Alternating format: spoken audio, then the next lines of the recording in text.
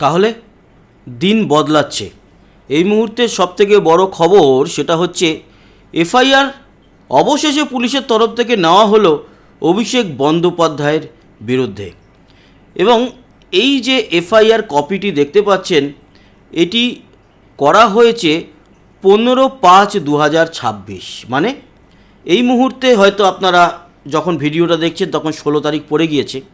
আরও একটা বিষয় জানা গিয়েছে, এখানে এফআইআরে অভিষেক ব্যানার্জির বাবার নাম লেখা রয়েছে অমিত ব্যানার্জি।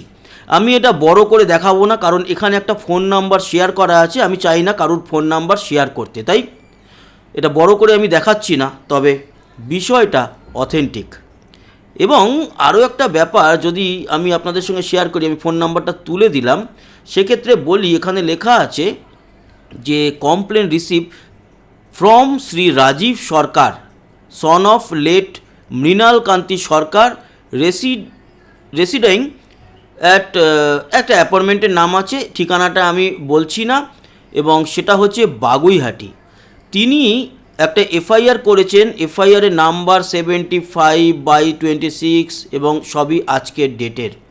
বিভিন্ন ধারা এখানে লাগানো হয়েছে। বিশেষ করে এখানে যে বলা হয়েছে তাতে বিশেষ করে অভিষেক ব্যানার্জি এই যে ভোটের প্রচারে গিয়েছিলেন, সেখানে কিছু কিছু জায়গার নাম লেখা আছে যে স্পিচ ডেলিভার করেছিলেন মহেশতলা, আরামবাগ, হরিণঘাটা, নন্দীগ্রাম, এই সমস্ত জায়গায়, যেটা কিনা মার্চ এপ্রিল 2026-এর মধ্যে।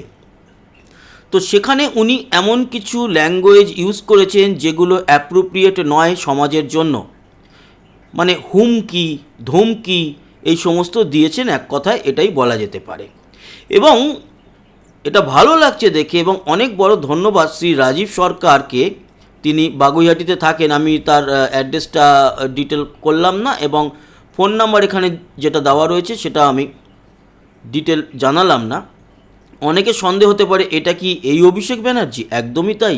188 হরিশ মুখার্জি রোড,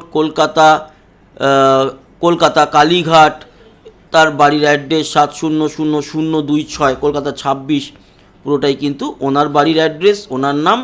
এবং সবথেকে বড় কথা হচ্ছে অভিষেক ব্যানার্জি তো সেই লোক, এবং এমপি ডায়মন্ড হারবার এখানে লেখা আছে, আপনাদের দেখায়, দাঁড়ান, এই জায়গাটা যদি আপনাদের দেখাতে পারি তাহলে আপনারা আরও বুঝতে পারবেন যে ওয়েস্ট বেঙ্গল এই অ্যাসেম্বলি। ওকে, তো এখানে ডিউরিং ডিফারেন্ট পলিটিক্যাল র্যালিস, এখানে ওয়েস্ট বেঙ্গল অ্যাসেম্বলি ইলেকশন, এত ওনার যে ইয়েটা মানে ফার্দার একেবারে ডেজিগনেশনটা রয়েছে এখানেই আছে, আমি দেখেছি। এক second, different political Rallis Kolkata 59, আচ্ছা এটা তো ওনার অ্যাড্রেস। এখানে লেখা আছে যে শ্রী অভিষেক ব্যানার্জি এমপি অফ ডায়মন্ড হারবার। আপনারা কি দেখতে পাচ্ছেন? এখানে দেখুন, একটু যদি তুলে দিই, এখানে আপনারা হয়তো বুঝতে পারবেন, এখানে লেখা আছে অথেন্টিক, মানে এর মধ্যে কোনো ভুল নেই। এই দেখুন, এই যে জায়গাটাতে এখানে লেখা আছে এমপি অফ ডায়মন্ড হারবার। এর থেকে আর নতুন করে আর কত স্পেসিফিকভাবে বলা হবে? এটা একটা এফআইআরের কপি, অরিজিনাল কপি, এনসিআরবি। তার মানে যেটা দেখা গেল সেটা হচ্ছে যে এবার এফআইআর অন্তত নেওয়া শুরু হয়ে গেল। তার মানে এইটা তো সাধারণ ব্যাপার। এতদিন তো অভিষেক বন্দ্যোপাধ্যায়, মমতা বন্দ্যোপাধ্যায় এদের নামে বা এনাদের নামে বা সরকারের কোনো বড় মন্ত্রীর নামে নর্মাল মানুষ এফআইআর করবে, সেটা পুলিশ আবার গ্রহণ করবে, এটা ভাবাই যেত না।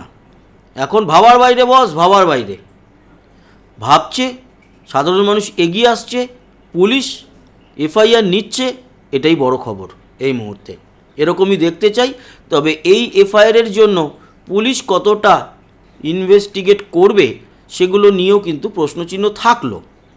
তবুও বলতে পারি এটা একটা বড় ডেভেলপমেন্ট কিন্তু আমরা দেখতে পারছি আজকে। অবশেষে অভিষেক বন্দ্যোপাধ্যায়ের নামে এফআইআর হয়েছে। সেই এফআইআর হয়েছে ওই হেড স্পিচের জন্য। এই করব আরামবাগে গিয়ে, এখানে লেখা আছে স্পেসিফিকভাবে, দেখালাম হরিণঘাটা, আরও কিছু জায়গার নাম যেটা আলোচনা করছিলাম, অনেকগুলো ধারা লাগানো হয়েছে।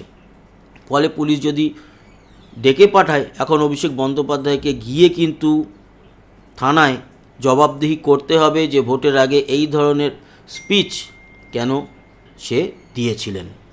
আর তারপর তো কোনো টেনশন নেই, বড় বড় কামান তো আসছে, এরপরে সেগুলো হবে। তো আপাতত এইটুকুই। আশা করি ইনফরমেশানটা অন্তত আপনাদের ভালো লাগলো।